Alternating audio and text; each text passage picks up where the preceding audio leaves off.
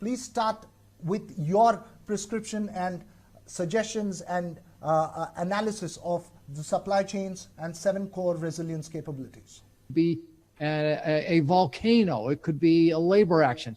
There's no end to the number of different ways that your supply chains can be affected.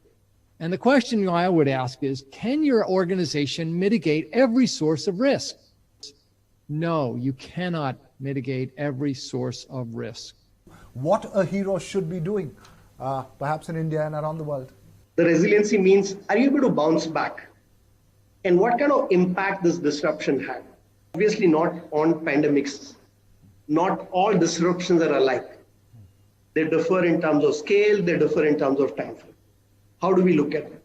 Sort of balance between resilience, economic efficiency, and agility. Is it really a balance that needs to be made, and especially from an industry where you supply parts to the aerospace industry? In this COVID situation, it became a challenge because the whole global system was disrupted.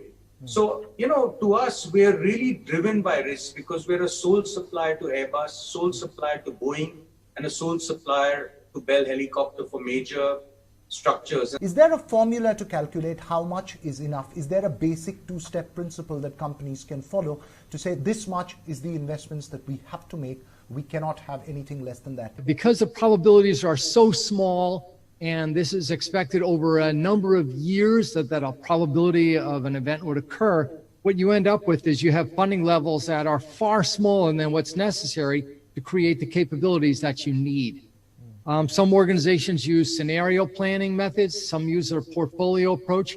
We are actually developing an options-based pricing approach, which changes the way we think about that. We have had multiple suppliers in India because we are in the engine space, civil aerospace. It's a little bit harder for us to just, get suppliers onboarded because safety becomes very critical. There are FAA rules and regulations that, documentation.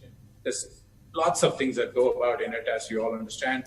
And so we have had always to look at balanced cost arbitrage with value arbitrage. How important is the culture of decentralization as we go forward? Ultimately, there is some wisdom, I think, in distributing the risk across multiple facilities, but these are trade-offs, and it's not something that one could say you have to have one single operation or multiple operations or operations in every country. We should be the last going out of a geography and first to come back into the geography, which basically means that you have a staying power and you have the resilience to come back into full operations. I think we are paranoid about risk assessment. I think almost every quarter, every month, there is an assessment of some dimension or the other. And how do you convert supply chain risk from being a bottom line to a top line? How safe is it for me to deal with this company? There are some organizations that recognize the importance of that and allow that to play a larger role. What has been the fundamental learning in terms of supply chains that COVID has brought about? During normal time, you don't probably benefit from it, but during those difficult times, disruption times, you'll get more out of this than what you would have paid. Companies need to, more than open the taps like government, they need to actually, as Louis Pasteur said, chance favors the prepared mind. You have to be prepared for all eventualities. Thank you so much, all of you, Professor Jim Rice, Janat Shah, Udayant Malhotra, Mr. Subramanian, and Mr. Kishore Jayaraman, for joining us on this conversation.